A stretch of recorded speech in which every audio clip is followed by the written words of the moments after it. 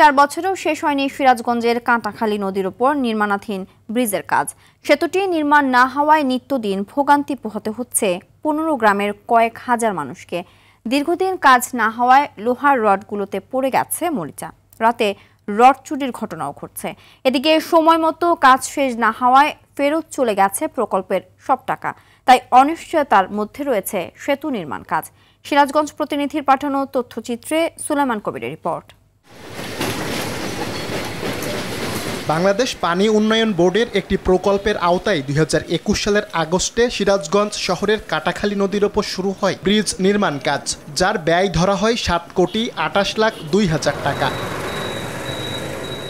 ব্রিজটির নির্মাণের কাজ শেষ হওয়ার কথা ছিল 2024 সালের 30 জুনের মধ্যে। তবে 2022 সালের মার্চে নির্মাণ কাজ বন্ধ করে দেয় ঠিকাদারি প্রতিষ্ঠান মঈনুদ্দিন লিমিটেড। তখন পর্যন্ত প্রতিষ্ঠানটিকে 2,68,00,000 টাকার বিল প্রদান করে পানি উন্নয়ন বোর্ড। তবে যথাসময়ে কাজ শেষ না করায় ফেরত চলে যায় অবশিষ্ট 4,60,00,000 টাকা। এতে ব্রিজের অভাবে প্রতিনিয়ত নানা দুর্ভোগের শিকার হচ্ছে এই অঞ্চলের 15 গ্রামের মানুষ। ব্রিজটা যেটা ওটা না হওয়ার কারণে আসা ঝুঁকিপূর্ণ।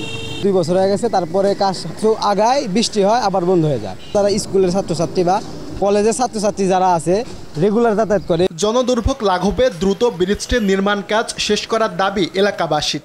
10-15 গ্রামের লোক এখানে আশা করে।